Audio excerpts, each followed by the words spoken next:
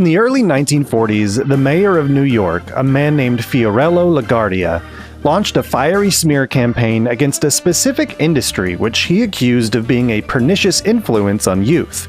Said to be a perverse industry that grew rich from the money that parents gave their children for lunch, this campaign wound up being an overwhelming success, and for more than 30 years was banned in several of the most important cities in the United States. But what industry are we talking about? Something to do with drugs? What about smuggling or gambling? Well, no, we're talking about pinball, the famous parlor game known throughout the world and which for decades was completely illegal.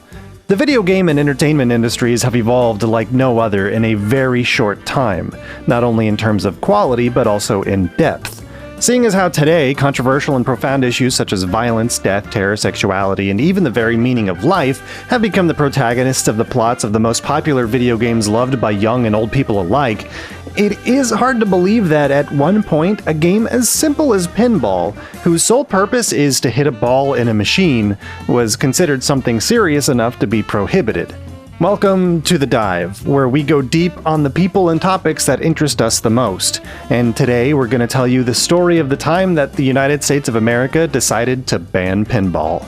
Did you know that 50 million years ago, horses were the size of a fox and weighed less than 10 kilos? Well, the evolution of pinball has been just as dramatic. Despite its mechanical and bright appearance today, it is a fairly old game.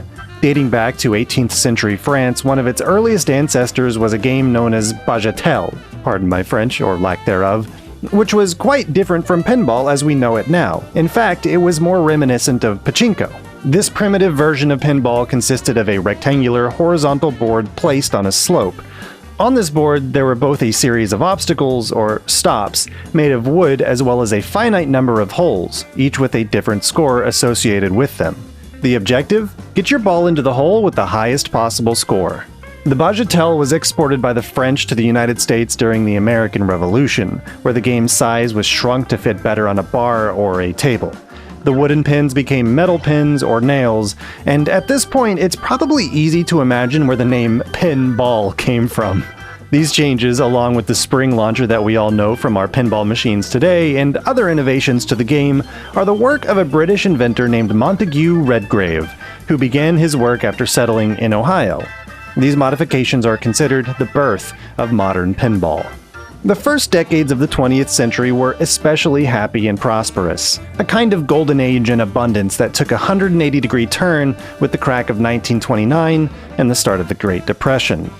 During this time, pinball machines came into their heyday, being very low-cost and entertaining.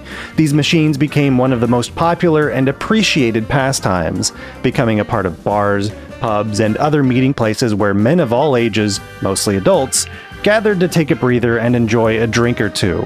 It didn't take long for gaming rooms dedicated exclusively to these pastimes to flourish. The year 1931 in particular was a historic year for the game.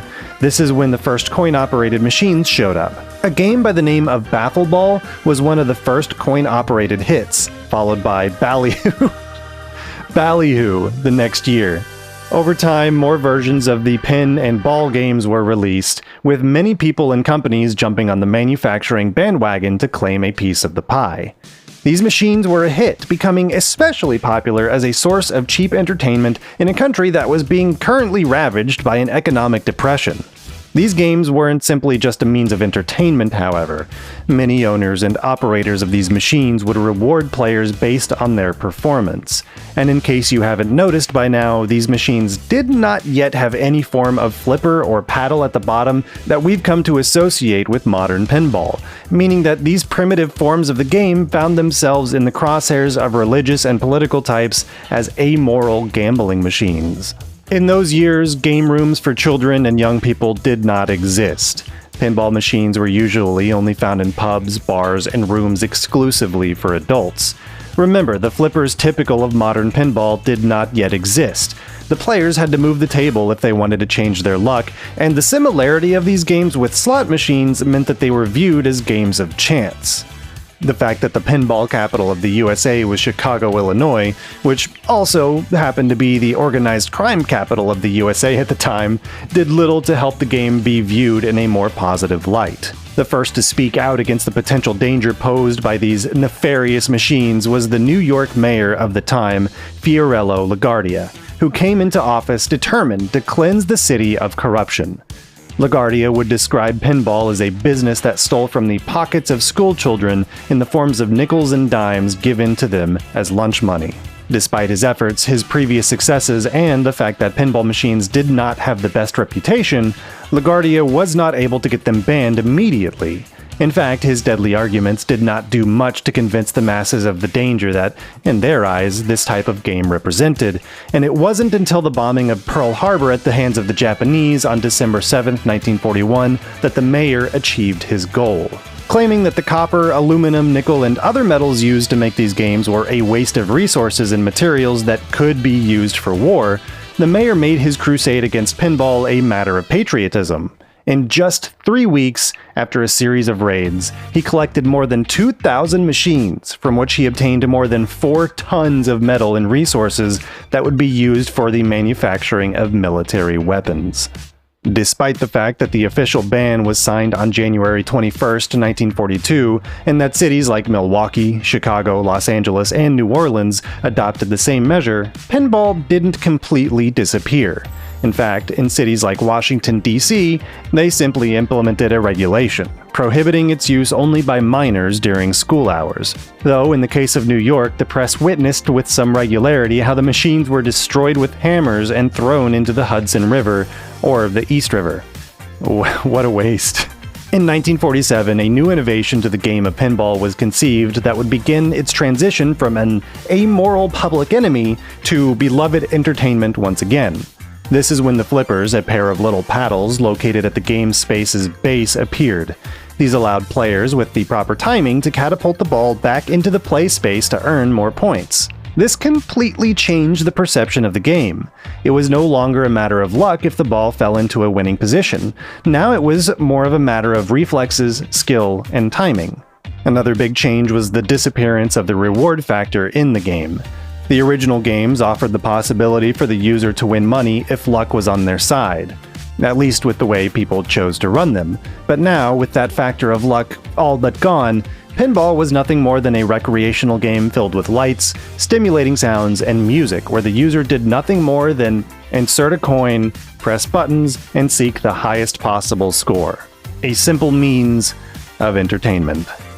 On June 22, 1974, the California Supreme Court ruled that pinball was a game of skill and not chance, removing the prohibition in the city of Los Angeles in the case known as Kosak versus the City of Angels. It was at the request of a man named Roger Kosak, who submitted the request due to the change that the appearance of the flippers represented in the game's mechanics. 2 years later, in 1976, a Manhattan court reached the same conclusion. A very prominent testimony in this case was the appearance of Roger Sharp, an experienced professional pinball player who, apart from making a public demonstration before the jury, explained in detail how the game works, demonstrating it as a safe and harmless form of entertainment.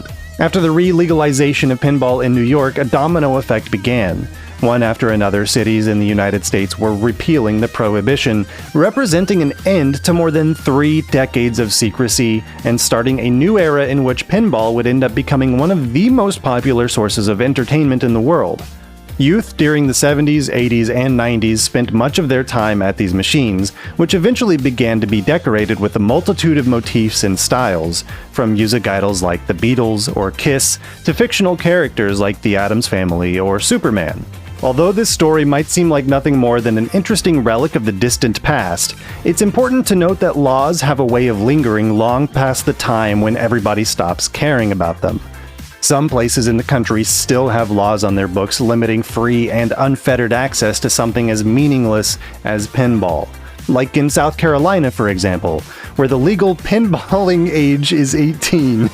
It's funny to think that the day that you can legally walk into a strip club is the same day that you can legally play pinball. Not that it stops establishments like the Myrtle Beach Pinball Museum from willingly and flagrantly breaking the law, but hey, I guess sometimes rules are meant to be broken.